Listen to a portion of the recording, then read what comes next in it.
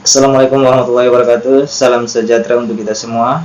Yang saya hormati Bu Fitriani Amalo MM selaku dosen pengampu mata kuliah akuntansi biaya, dan yang saya kasihi teman-teman semua mahasiswa manajemen kelas extension semester 3. Perkenalkan, nama saya Muhammad Amrin. Dan saya Santi Rosalinda Maukaling. Kami dari kelompok 8 akan mempresentasikan materi dengan topik biaya tenaga kerja.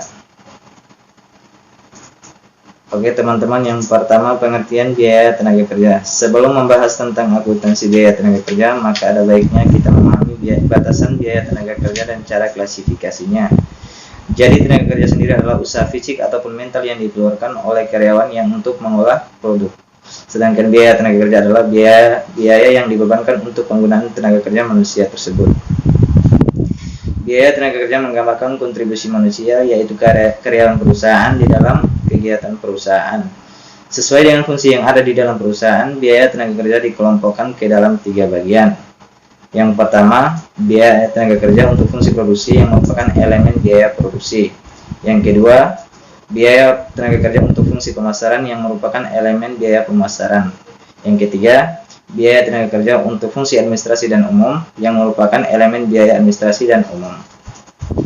Kita lanjut yang berikutnya, pengawasan biaya tenaga kerja. Di dalam perusahaan manufaktur, umumnya biaya tenaga kerja merupakan elemen biaya produksi yang relatif besar sehingga sangat penting dan perlu mengadakan pengawasan terhadap biaya tenaga kerja. Tujuan utama biaya tenaga kerja bagi manajemen yaitu supaya dicapai efisiensi tenaga kerja, termasuk di dalam masalah penentuan tingkat kompensasi gaji dan upah yang memadai, menjaga agar kualitas produk yang dihasilkan memenuhi standar kualitas, dan dapat dicapainya volume produksi secara optimal. Dalam pengawasan biaya tenaga kerja ini akan dibahas pengawasan melalui 2 tahap. Yang pertama, perencanaan dan analisa biaya tenaga kerja.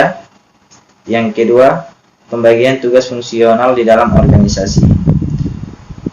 Tahap yang pertama, perencanaan dan analisa biaya tenaga kerja. Bagian perencanaan produksi dan bagian akuntansi biaya harus bekerja sama menyusun anggaran biaya tenaga kerja.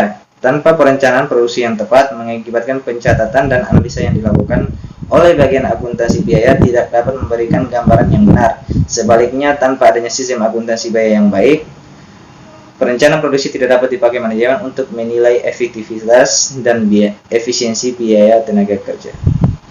Selanjutnya, tahapan di dalam perencanaan produksi meliputi aktivitas sebagai berikut. Yang pertama ada pengembangan produk. Pengembangan produk berfungsi membuat kreasi produk baru atau perbaikan rancangan desain atau bentuk produk yang sudah ada dengan tujuan agar dapat menaikkan potensi penjualan produk perusahaan. Yang berikut ada teknik produksi. Teknik produksi berfungsi agar mengatur mesin dan peralatan dengan keadaan baik, serta mengatur aliran produk serta pekerjaan yang dapat menekan jumlah tenaga kerja dengan tujuan agar dihasilkan produk dengan kuantitas dan kualitas yang baik sehingga memungkinkan menekan biaya. Yang berikut ada perencanaan rute dan schedule atau jadwal produksi. Pengembangan produk tidak mungkin dapat menekan biaya apabila terjadi kekacauan rute dan schedule produksi atau terjadi waktu yang menganggur atau ketidakefisien operasional perusahaan dalam menghasilkan produk.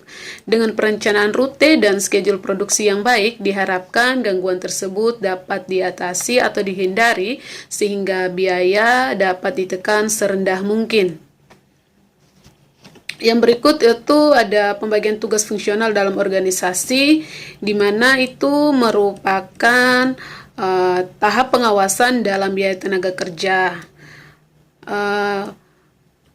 Pengembangan tugas fungsional di dalam organisasi yang berhubungan dengan tenaga kerja akan dapat dipakai sebagai alat pengawasan biaya tenaga kerja agar dicapai produktivitas dan efisiensi kerja yang diharapkan.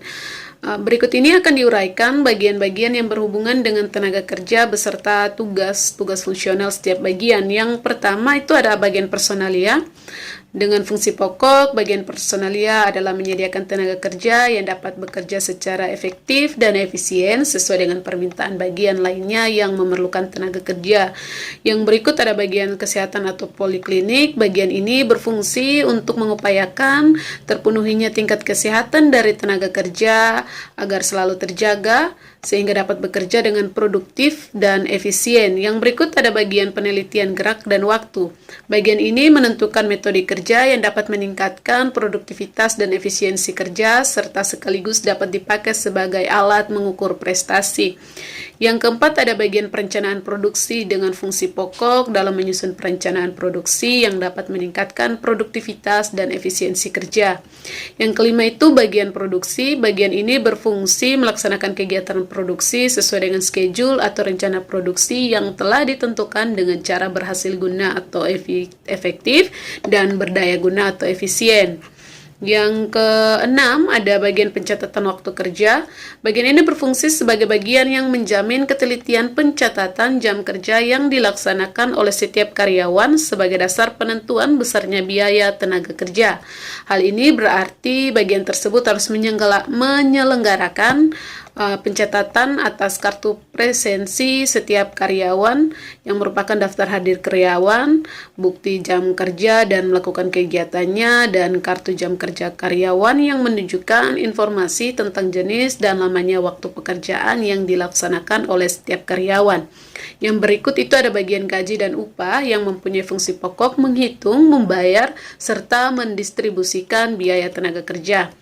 Yang terakhir ada bagian akuntansi biaya, berperan dalam fungsi penyelenggaraan pencatatan biaya tenaga kerja atas dasar distribusi biaya tenaga kerja dan jam kerja karyawan untuk penyusunan laporan harga pokok produksi atau laporan kartu harga pokok pesanan, pengawasan biaya tenaga kerja melalui pembagian tugas fungsional di dalam sebuah organisasi. Berikut akan ditampilkan contoh soal beserta jawabannya.